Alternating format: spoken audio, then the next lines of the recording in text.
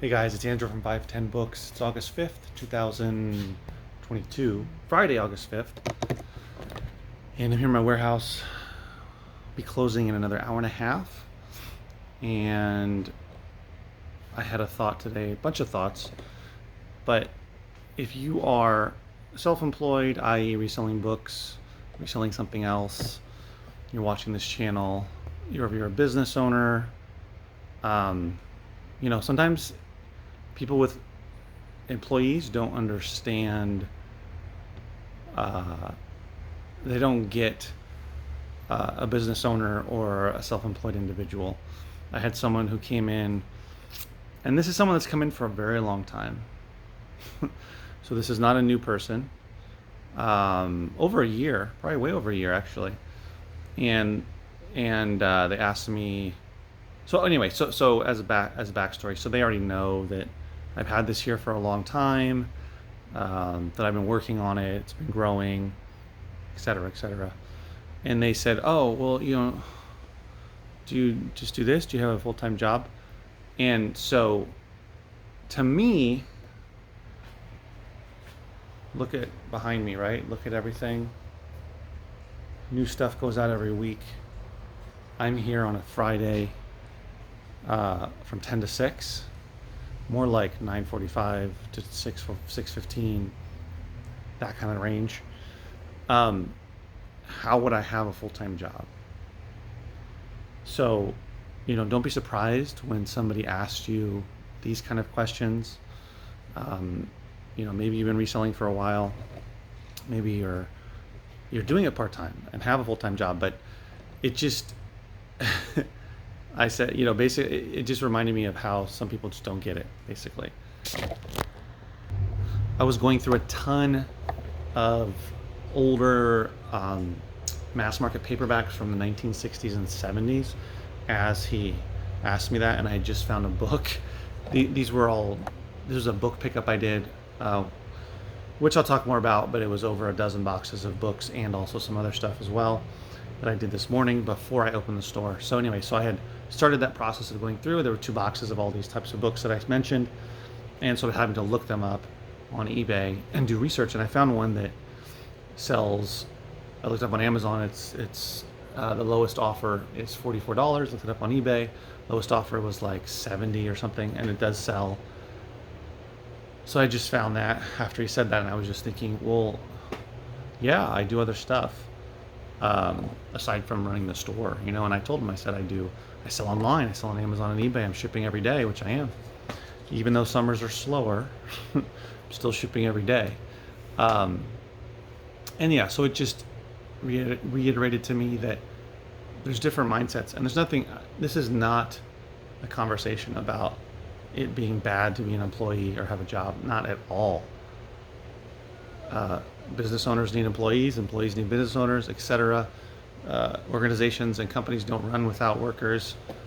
That's not what I'm saying. I'm just saying that someone that is coming from that mentality doesn't get it. That maybe it's a possibility that you could be making money outside of just selling stuff in the store. So it's something that you're going to come up against, especially if you're going to try to go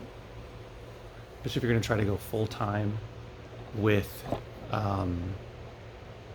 reselling books or whatever you're doing. So it's don't be surprised when that kind of stuff pops up. So on to some interesting, cool stuff. So I picked up all of these books. As you can see, there's a lot here. It's all these white ones. That one down there, this whole row or stack. That stack.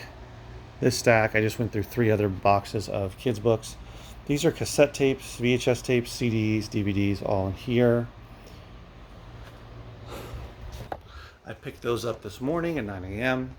Really nice lady. It was her mom's stuff. No, her mom did not pass away, but she moved out of her home. Hold on.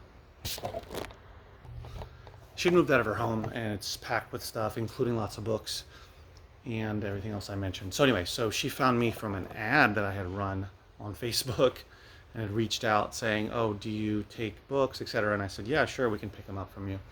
and that was probably a few months ago. So she contacted me again. I forgot about her, but that's what happens. Things like this compound. The last week, I got a good amount of donations that people brought me here. This week, I did that pickup, and I've had 3 donations today, Friday. So stuff like this does start to happen. The longer you are letting people know that you will take their books and media from them, basically. So yeah, so I had some other good stuff that came in. I've already found 5 books that I'm going to sell on Amazon for higher prices. Some really good stuff that's going to move pretty quick. And that was from a small donation, and I haven't really dug into the other one that I got. So you never know. You put yourself out there, and this kind of stuff will come to you. Because I'm essentially trying to become the goodwill for books and media in the area, and word starts to get out there. You know, I'm running ads each week. I have my Facebook presence page, which has now almost 1,100 followers, which is crazy. Check it out on Facebook, 510 Books. Instagram has grown very slowly, is not nearly as effective, probably partly because I don't know how to use it properly, and I should probably have someone who's helping me do that, who really can grow it, because I know there is potential there on Instagram because I see other businesses locally. But anyway, yeah, so the word gets out. Here, these 2 stacks of books are the ones that I went through this morning. This is the one that I'm talking about, The Wall Street Gang, Richard Nye, this particular copy. Go ahead and look it up on eBay and Amazon. You'll see what I'm talking about. That's the one I found. There's just some random stuff, you know, all kinds of older mass market paperbacks. Some better than others. I would say a lot of them are over $20. Some of them are under, but it's a variety, and that's some of the stuff that I was able to go through.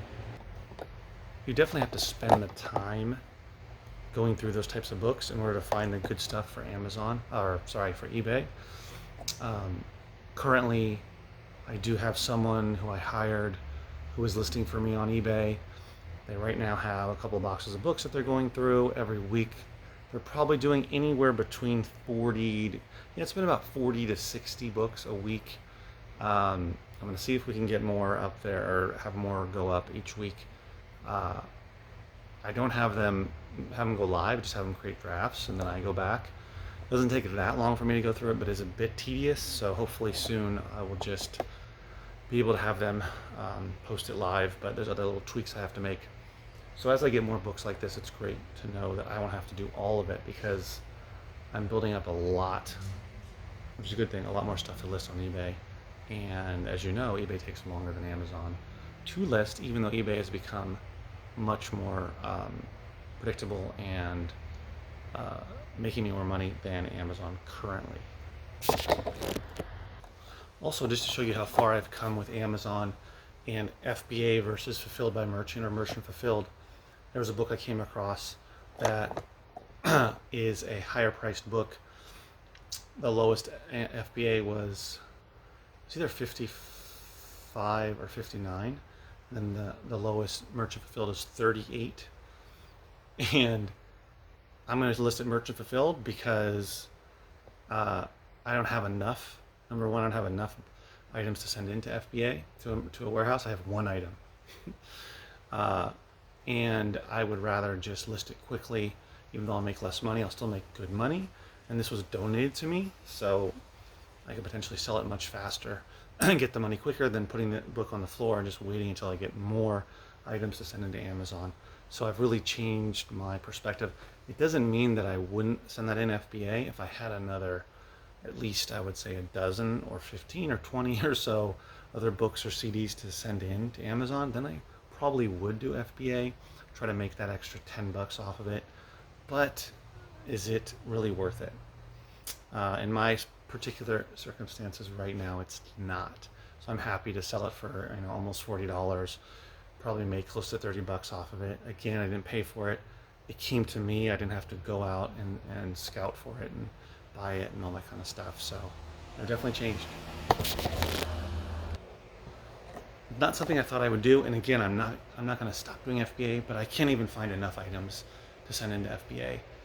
Whenever I find something that's higher priced, the merchant fulfilled, almost always the merchant fulfilled price is right where the FBA price is, or it's like a couple dollars difference. and it's just not worth it sending it to FBA when I can just sell it on Merchant Fulfilled, potentially sell it much quicker, and not have to ship it in and worry about it and all that kind of stuff. But again, I'm not gonna, if I get a bunch of super high priced textbooks and there's a big gap in the difference between Merchant Fulfilled and FBA, and I have enough to do a shipment, then I'm definitely gonna send it in. But I'm for sure gonna check.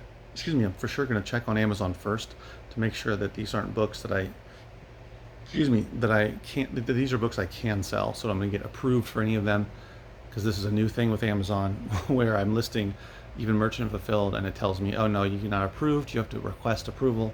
I request approval, within a couple minutes it comes through and I list it. But I don't want to get stuck with that, so I learned my lesson for sure. Yeah, so that's that. Um, and yeah, I've lost my train of thought.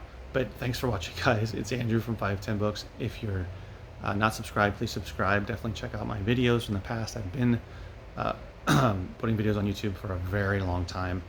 I think since 2016 at least, which would be 6 years. So it's been quite a while since I started out. Well, a little bit after I started out, but close to the beginning of when I started just doing FBA for books, FBA, reselling books through Amazon FBA. So yeah, so let me know if you have any comments below, etc., etc. I've been making some videos which I'm excited about, so I hope you're enjoying them. I'll see you in the next video.